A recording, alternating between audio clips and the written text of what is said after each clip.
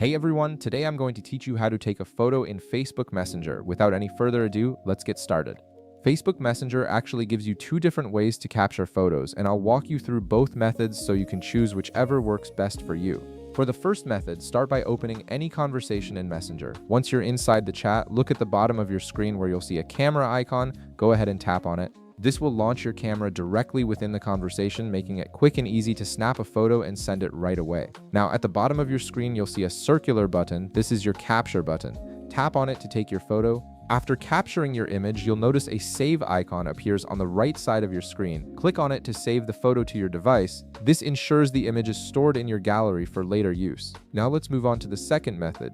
Go back to the Messenger homepage by tapping the back button. Once you're there, look at the bottom of your screen and tap on Stories. This section lets you share moments with your contacts and also gives you another way to capture photos. Next, click on Add to Story. This will open up options for creating a new story post. From here, select Camera. This launches your camera in story mode, which is slightly different from the in-chat camera but works just as well. Again, you'll see that circular button at the bottom of your screen. Tap it to capture your image. Once you've taken the photo, you'll need to share it to your story if you want to save it.